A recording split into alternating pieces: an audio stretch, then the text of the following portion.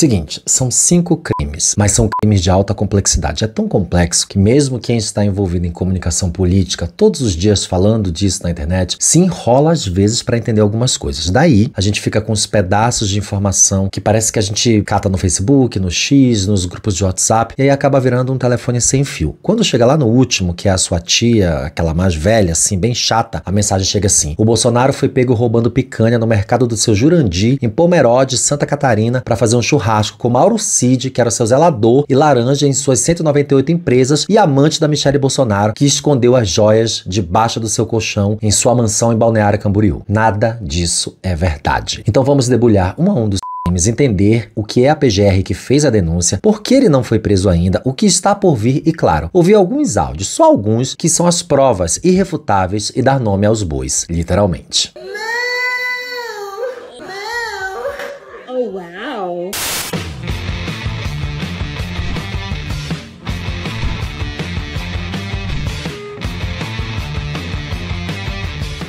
Olá, minhas rolinhas, eu sou Márcio Rolim, o criador e apresentador deste canal, onde falamos sobre tudo o que nos convém. Se você ainda não nos segue, aperta logo esse botão, porque só leva 1 segundo da sua vida. Segue aí esse negócio, porque que pega fogo todo dia tem vídeo de segunda a domingo. Aqui debaixo tem um Pix e um Apoia-se para você mandar qualquer valor pra gente, que já ajuda o canal e ajuda a gente a fazer vídeos todos os dias aqui. E vamos de golpe. Na denúncia apresentada pela Procuradoria-Geral da República, a PGR, ao Supremo Tribunal Federal, o STF, o ex-presidente Jair Bolsonaro, do PL, é acusado de 5 crimes relacionados a um suposto plano de golpe de Estado para impedir que Luiz Inácio Lula da Silva, do PT, assumisse o poder após as eleições de 2022. Basicamente é isso, ele queria dar um grande golpe e ninguém vai assumir, quem assume sou eu de novo. Segundo a BBC News Brasil, que organizou esse texto, entre os crimes imputados ao ex-presidente estão a liderança de uma organização criminosa, tentativa de abolição violenta ao Estado Democrático de Direito, golpe de Estado, danos contra o patrimônio da União e deterioração de patrimônio tombado. Além de Bolsonaro, foram denunciadas outras 33 pessoas, entre elas o ex-ministro general Braga Neto e o ex-ajudante de ordens Mauro Cid. Esse que tá aí em seus depoimentos chorando, desmaiando, e tem áudio dele lacrimejando e aí ele desmaia, enfim, ele tá bem enrolado. A denúncia é uma acusação formal de crimes na justiça. E quando a denúncia é aceita pelo STF, então é aberta uma ação penal e os envolvidos se tornam réus no tribunal, onde serão julgados. Mas vamos lá, o que é a PGR? A Procuradoria-Geral da República é um órgão do Ministério Público Federal que atua na defesa dos interesses do Estado brasileiro. O chefe da PGR é o Procurador-Geral da República, que hoje é o Paulo Gonetti. Foi ele quem denunciou Bolsonaro e mais outros 33 pelo golpe de Estado. E o que faz a PGR do Paulo Gonetti? Defende os interesses da União, promove a execução da Constituição, leis, regulamentos e tratados federais, representa a União nas ações cíveis, promove ações de inconstitucionalidade, pede intervenção federal nos estados, ajuiza ações cíveis penais contra pessoas com foro especial, ou seja, o ex-presidente, propõe ações penais contra governadores, tá? Porque quem julga é o STF, e pede a federalização de casos de crimes contra os direitos humanos. Por exemplo, um presidente deixou 700.000 pessoas morrerem de uma doença que tinha vacina, porque ele dizia que quem tomava essa vacina viraria jacaré. Isso é um crime contra os direitos humanos, que, olha só que loucura, não está na lista de crimes os quais Bolsonaro está sendo acusado. Por que ela não está? Eu vou te explicar rapidinho. Em 2023, o ministro Dias Toffoli, do Supremo Tribunal Federal, do STF, arquivou 2 investigações da CPI da Covid contra o Jair Bolsonaro. A decisão atendeu a pedidos da PGR, entendeu? PGR, STF. E por que raios nessa época a PGR denunciou, o STF acatou, depois a PGR pede para anular e o STF anula? Porque na época a PGR tinha a Lindora Araújo, vice-procuradora-geral da República, assim como inelegível. E ela pediu o arquivamento dessas acusações, que incluíam prevaricação, charlatanismo, epidemia com resultado de morte, infração a medidas sanitárias preventivas, emprego irregular de verba pública, incitação ao crime, falsificação de documentos particulares, crime de responsabilidade e crimes contra a humanidade. Ela resolveu dar um basta. E é possível que esse processo seja desarquivado e a situação do inelegível possa piorar, quer dizer, melhorar. E antes da gente ir para os crimes aí, vamos ouvir o Gui Sampaio fazendo um resumo lindo disso que eu falei aqui, só porque eu acho ele o máximo, maravilhoso, e que vocês também deveriam segui-los. A PGR, Procuradoria-Geral da República, fez uma denúncia. Tá.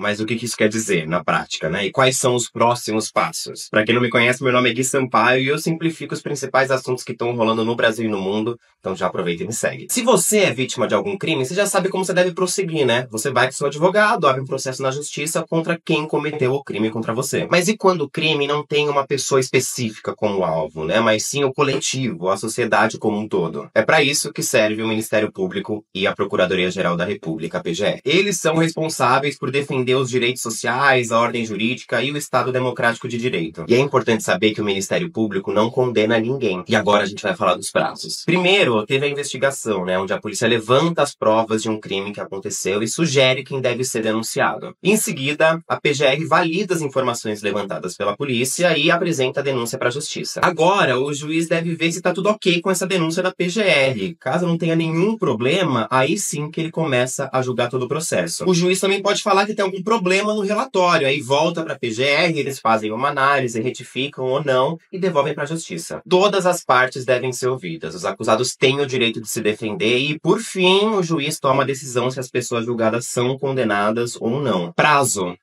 Não tem. Vai levar quanto tempo for necessário para que todo mundo se defenda. Então, assim, não dá pra ter pressa. Uma coisa de cada vez. Esse é o Gui Sampaio, o Instagram dele vai estar aqui debaixo pra vocês seguirem. E a gente tem pressa, né? A gente queria muito, né? Todos os dias tem uma hashtag no Twitter, lá no X, que é Bolsonaro preso, preso amanhã, amanhã ao meio-dia. Tem cada coisa absurda e que a gente sabe que não é assim que funciona. Não vai acontecer dessa forma. Mas pra que a gente chegue nesse local em que a gente vai pra rua comemorar e soltar fogos quando ele for preso, esse dia vai chegar, a gente acredita que vai chegar, a gente precisa entender, de fato, o que é cada um desses crimes que eu enumerei no começo, então fiz um resuminho bem bacana, porque eu acho que vale a pena pra gente ficar mais inteirado e não sair falando bobagem por aí, tá? Bom, número 1, organização criminosa. Na denúncia, o Paulo Gonet, lá da PGR, acusa o Bolsonaro pelo crime de liderar organização criminosa armada. Achei bem forte, tá? Tem uma lei que define como organização criminosa a associação de 4 ou mais pessoas em uma estrutura ordenada e caracterizada pela divisão de tarefas. Imagina só, gente, 4 pessoas organizadas, cada um com uma função. Essa função é cometer um crime. Isso configura organização criminosa. Então só eu e o meu amigo aqui não configura uma organização. Eu, meu amigo e meu colega também não. Mas o Bolsonaro, o Mauro Cid, o seu ministro e um chefe de polícia de algum departamento aí configura uma organização. Mais esposa,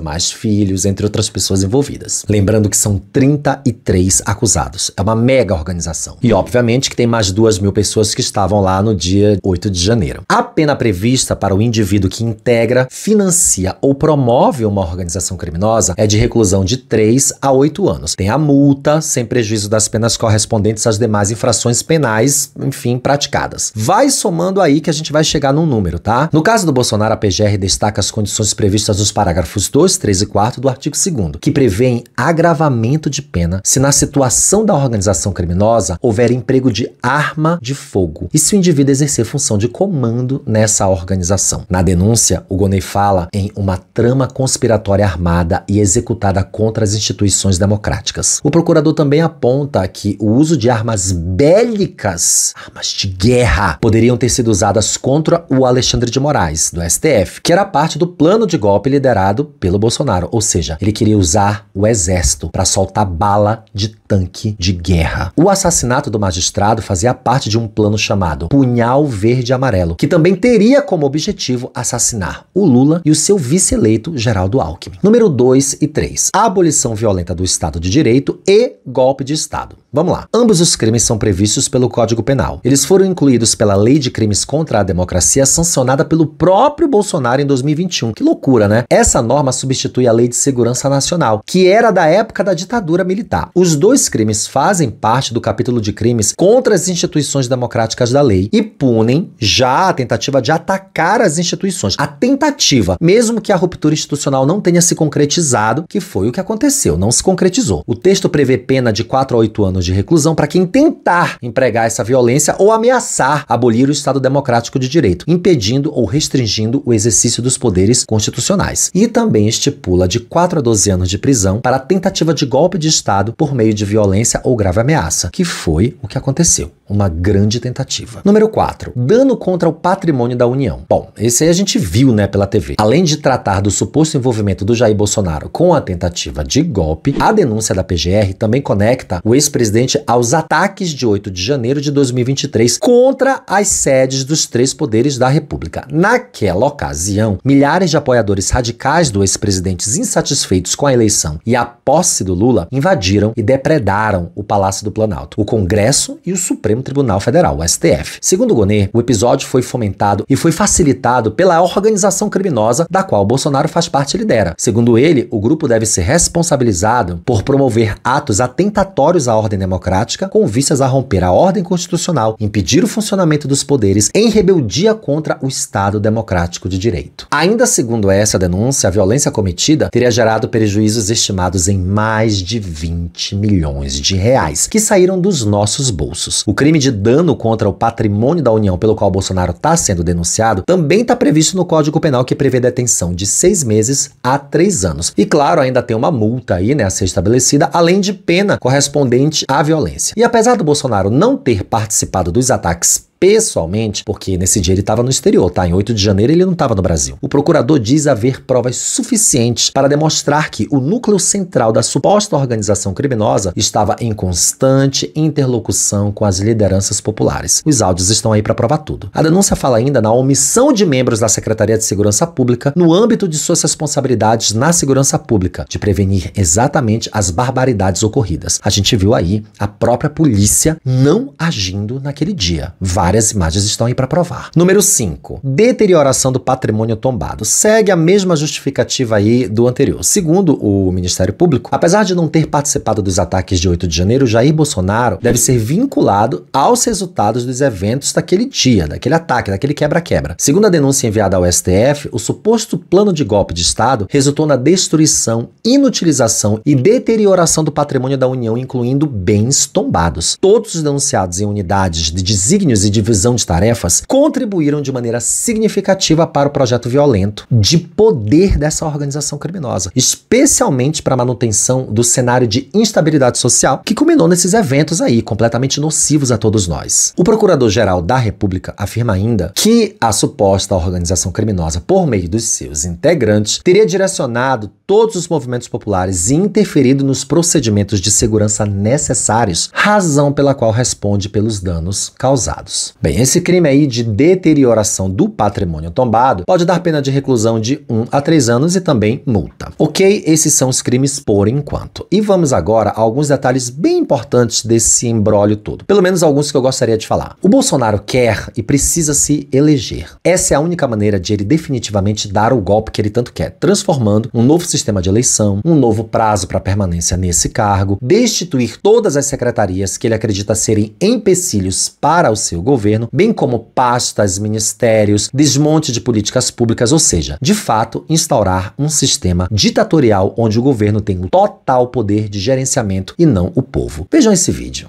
A lei da ficha limpa está sendo usada para beneficiar a esquerda e perseguir a direita. Olha, a Dilma foi caçada aqui. Acharam uma gambiarra, tornaram elegível. O Lula tira... Não acharam uma gambiarra não, tá? Ela foi inocentada em algumas das suas acusações. Da cadeia ele, anularam os 3 processos, que tinha 2 já se tornariam inelegíveis, e foi disputar a eleição. Olha, Sérgio Cabral está elegível. O que eles fizeram, o que eu fiz? Justifica me tornar elegível porque me reuni com embaixadores. 2 meses antes, o Fachin se reuniu com embaixadores. E essa política privativa do presidente da República é negar a democracia, não deixar eu disputar. Justifica sim, tá? Porque, na verdade, você está sendo acusado de crimes contra a humanidade. E eu, honestamente, não fiz nenhuma pesquisa, também não tenho esse conhecimento, mas eu achava que o Bolsonaro deveria ser julgado em tribunais internacionais por crimes contra a humanidade. Ele deveria ser julgado em vários tribunais do mundo inteiro e ser proibido de participar desses tipos de eventos, de fóruns, ser membros dessas organizações e, consequentemente, de entrar nos países que estão ligados a essas organizações, porque foram 700 mil pessoas mortas porque elas não tiveram acesso à vacina. E ele fez gozação dessa vacina, fez gozação das pessoas doentes. Ele imita pessoas tossindo. Então, eu acredito que esse momento possa ainda chegar. E todos esses números que nós vemos aqui nesse texto, que é da BBC, como eu falei aqui, da BBC News Brasil, podem ser mudados, tá? Essas penas podem ser agravadas em muitos números, 30 anos, 40 anos. Tem um áudio muito interessante aqui do Mauro Cid que a gente vai ver que ele fala sobre isso, que talvez possa ir para 100 anos. E sim, é possível. Bom, Bolsonaro tá inelegível, não vai acontecer disso mudar. É muito provável que ele tente, de alguma forma, sair do país, mas aqui pelo Mercosul, tá? Porque como ele tem um passaporte retido pelo Alexandre de Moraes, ele não pode, por exemplo, ir para os Estados Unidos, que supostamente é um local para onde ele quis tanto ir, dizendo que era para a posse do Trump e tudo mais, mas isso lhe foi negado justamente porque Alexandre de Moraes sabia que se ele coloca o pé lá, é possível que o Trump lhe dê asilo político e ele jamais retorne, não sendo julgado e, consequentemente, preso. Mas sobre as provas as quais foram qualificadas como irrefutáveis e como a gente viu em rede nacional, são milhões de áudios que comprovam, inclusive, que havia gente com arma mirando no Alexandre de Moraes para tirar a sua vida. Alguns dos áudios são estarrecedores, porque eles não planejavam não apenas matar pessoas, mas usar armas bélicas de guerra para invadir e ocupar prédios e instaurar uma ditadura militar novamente, sob a égide da democracia, mas fazendo como na época da ditadura, torturando, fazendo pessoas desaparecerem sem deixar rastros, destituir postos, aniquilar minorias e instaurar a total censura e eliminar os nossos direitos. Vamos aqui a alguns áudios que muita gente já assistiu, mas eu separei os mais legais para que todos nós tenhamos em mente a magnitude do que ia acontecer. Essa é a reportagem do Fantástico. A gente não sai das 4 linhas, vai ter uma hora que a gente vai ter que sair ou então eles vão continuar dominando a gente. O povo está nas ruas pedindo para que haja uma outra eleição de forma que possa ser cobrado de uma forma mais clara. Na verdade, o povo foi incitado a ir às ruas através de robôs que utilizavam mecanismos específicos que saía do gabinete do ódio, utilizando Facebook, WhatsApp e outras redes sociais, inclusive com o apoio de diversos donos de redes sociais, como a gente agora está vendo escancaradamente. Então, as pessoas foram motivadas a isso. Elas não iam às ruas deliberadamente acreditar que elas poderiam impedir que um presidente assumisse a sua posse. Meu velho, só quem tem 4 estrelas no ombro não tá vendo isso? Eu acho que o pessoal poderia fazer essa descida aí, né, e ir travancando mesmo. Porque, pô, a massa humana chegando lá não tem PM que segura. Não tem PM seguro e porque a PM, parte da PM pelo menos, foi instruída a não segurar aquela massa de pessoas. A gente viu isso nos vídeos. Atropelar a grade e vai invadir, depois não tira mais, né? De Brito, o decreto é real. Foi despachado ontem com o presidente.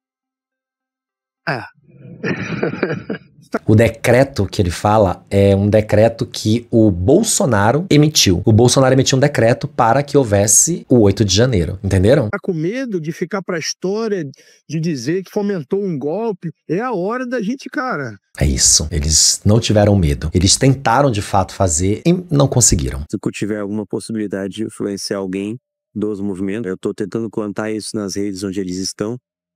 Tô participando de vários grupos civis. Viram? Esse aí é um coronel, né? Que enviou esse áudio aí. Como foi feita a manobra? Como eles conseguiram influenciar milhares de pessoas a irem até lá? Inclusive tem um vídeo de uma mulher que eu não vou conseguir achar agora aqui, que ela conta que ela tava fazendo um crochê na casa dela, sei lá, algo assim, e que ela viu as pessoas se manifestando na rua, ela foi lá e ela usou um batom para desenhar uma frase na estátua da justiça. É a justificativa que ela arrumou para dizer que ela não participou do golpe. Não adianta protestar na frente do QG do Exército. Tem que ir pro Congresso. E as Forças Armadas vão agir por iniciativa de algum poder. Porque assim, todo mundo quer Forças Armadas por quê? Quer um mecanismo de pressão chamado arma, né? Arma. Mecanismo de pressão chamado arma. Que era o que eles pretendiam usar. Pretendiam usar, não. Eles usaram, né? Durante o golpe. Igual a gente resolve destituir, invalidar a eleição, colocar voto impresso e fazer uma nova eleição. Voto impresso, né, gente? Que loucura isso, desses golpistas, né? Vocês percebem essa característica dos conservadores de extrema direita que tá sempre relacionada a algo que se fazia no século passado. A gente tem um vídeo especial aqui, muito interessante, sobre uma família que ensina como fazer um bebê alemão. Vou te explicar a correlação entre isso. Se vocês olharem o vídeo, né, que eles estão ensinando como fazer um bebê alemão aqui no Brasil, sendo que eles são brasileiros, o bebê é brasileiro, os avós são brasileiros, mas eles são de Pomerode. Falei o nome certo agora, hein? Falei o nome certo. E aí, vocês vão ver que eles estão vestidos como os alemães se vestiam há 2 séculos atrás. Os alemães não se vestem dessa forma mais, mas eles estão vestidos com roupas tradicionais da Alemanha do século XVII. Vocês estão entendendo como é que funciona o fascismo? Volta-se para uma estética e para um posicionamento em que neste momento, no passado, as pessoas poderiam ser escravizadas, elas perdiam seu direito de voto, elas perdiam seu direito de frequentar escolas e universidades, elas perdiam seu direito de voz. Minorias não eram consideradas, não existiam. Então, assim, tem toda essa estética e esse posicionamento de se colocar no local de séculos atrás. Vamos aqui para um novo áudio. Bem aqui, a gente vê que os golpistas tinham armas prontas e preparadas para atacar o Alexandre de Moraes. Olha só. Que era chamado de punhal verde e amarelo. E dentro desse contexto, dessa investigação específica do assassinato, do plano apontado pela Polícia Federal, que tem esse áudio do Vladimir Matos Soares, agente da Polícia Federal, dizendo como que seria feito esse assassinato contra o ministro do Supremo Tribunal Federal, Alexandre de Moraes. Vamos até citar aqui o que diz o policial federal nesse áudio obtido pela Polícia Federal com ordem judicial. Diz o seguinte: eles estavam com Moraes na mira para atirar. Olha que louco, né, gente? Não só o Moraes, mas o Lula e o vice-presidente também. Vocês lembram que eu falei no começo do vídeo sobre o Mauro Cid? Né? Que ele chora, que ele esperneia e que ele fala que só ele vai se ferrar. E ele tentou ficar em silêncio durante muito tempo, só agora que ele começou de fato a falar. Tem um áudio dele, né, vazado, que é o melhor de todos, tá, gente? 3 minutos de áudio, que é o último, a gente vai encerrar com ele porque é muito bom. Em que ele demonstra todo o seu desespero e ainda assim ele diz que ele está sendo injustiçado em relação a todos os outros golpistas. Vamos de Mauro Cid. Eles queriam que eu falasse coisas que eu não sei, que não aconteceu e não adianta. Você pode falar o que você quiser. Eu vi isso falar o que pudesse. Eles não aceitavam e discutiam que a minha versão não era verdadeira, que não podia ter sido assim, que eu estava mentindo. Eles já estão com a narrativa pronta. Eles não queriam saber a verdade. Ele tá falando aí dos inquéritos, né, aos quais ele tá sendo investigado. Ele diz que os inquisitores estão com uma narrativa pronta, que ninguém quer saber a verdade, ninguém quer ouvir o que ele tem a dizer. Na verdade, o que mais eles querem é ouvir o que ele tem a dizer. E ele ficou em silêncio muito tempo, só agora que ele começou a falar. Só que eu confirmasse a narrativa deles. Entendeu? É isso que eles queriam. E toda vez eles falavam: mas a sua colaboração tá muito boa.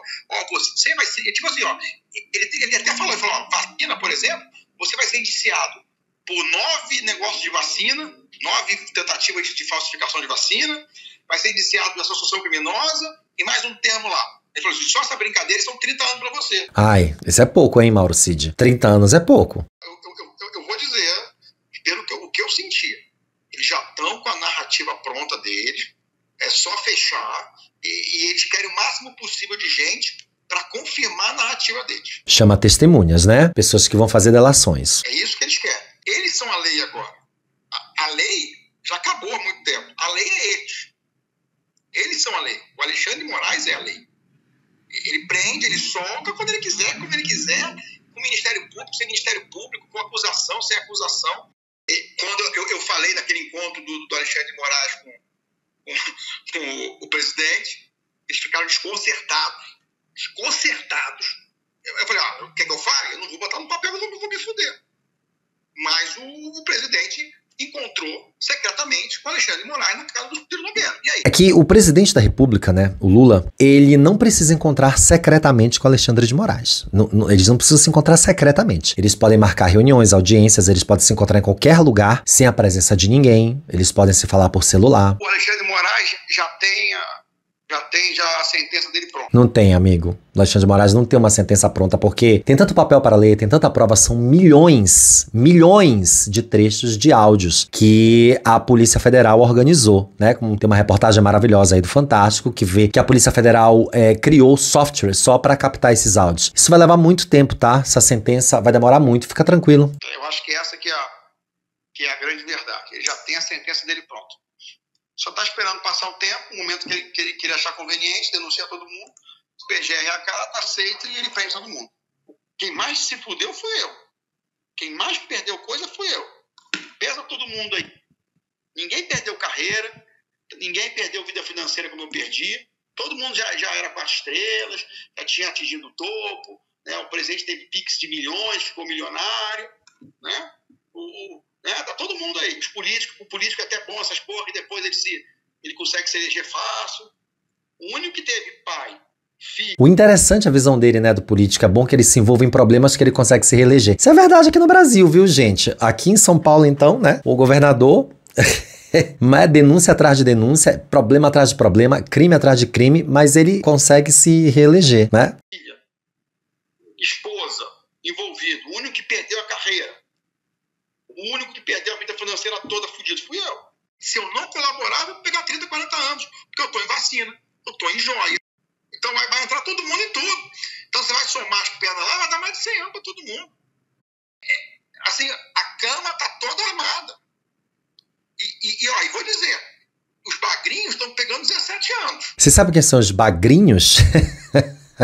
São os bolsonaristas presos lá na Papuda. Esses são os bagrinhos. Ele chama essa galera de bagrinho, que pegou 17 anos. Mauro, se você, né, não colaborar, vai ficar crítica a sua situação. Mas você colaborando, a sua situação tá crítica de qualquer jeito, tá? Bem, gente, é isso que a gente acredita e a gente tem esperança. Que sejam julgados, condenados, presos e que a gente possa ter esse marco na história. Que a gente possa aliviar a tensão e a vergonha que nós teremos ao ensinar as crianças no futuro sobre esses 4 anos de governo do Bolsonaro. Imagina só os professores na sala de aula tendo que contar que um presidente imitou pessoas com Covid, que ele tentou proibir crianças de serem vacinadas, que havia velhos e velhas orando diante de um pneu e chamando ETs, que professores foram proibidos de dar aula de história se referindo a determinados momentos, que jovens gays mereciam levar uma surra, um presidente que ofereceu uma caixa de cloroquina para uma ema e uma primeira-dama que matou as carpas do Lago do Palácio da Alvorada para catar moedinhas jogadas lá, que uma senhora defecou sobre a Constituição, que um homem se prendeu em um caminhão em movimento e que a polícia tentou barrar pessoas a chegarem aos seus locais de votação e que o presidente queria que o voto fosse impresso, como se fazia há mais de 100 anos. É bizarro, é absurdo, é vergonhoso. Então que a história seja completada com a prisão dessa gente pelos seus crimes e que finalmente os livros de história sejam novamente a referência do ensino para todos os jovens desse país. Que os livros dos grandes educadores como Paulo Freire sejam um manancial para os nossos professores novamente e que a gente tenha certeza de que a justiça será feita. Muito obrigado para quem chegou até aqui o final desse vídeo. Eu espero que tenha ficado mais clara toda essa situação para todo mundo, ficado mais óbvia ou mais mastigada. Para quem já sabia, parabéns, vocês arrasam muito. Para quem não sabia, eu espero ter contribuído com um pouquinho de informação para vocês, com um pouquinho que eu tenho também, que não é muito. Eu organizei da forma que eu pude, que eu consigo fazer. Não esquece que aqui debaixo tem um Pix e um Apoia-se para você contribuir com o canal, pra gente continuar fazendo vídeos legais todos os dias. E segue o canal, tô vendo você assistir aí, se divertindo, aprendendo, e nada de apertar nesse botão, só leva 1 segundo. Plim, aperta logo. Bem aqui, tá passando um vídeo muito bonito que eu fiz. Foi flopadinho, quase ninguém assistiu, mas é um vídeo sobre que fim deram as obras destruídas no dia 8 de janeiro. Então, assim, o que as pessoas fizeram com essas obras, se elas foram recuperadas, se elas não foram. É um vídeo bem legal, uma thread de uma pessoa muito bacana lá no X, e eu peguei e fiz. Então assiste. Um grande beijo e até o próximo.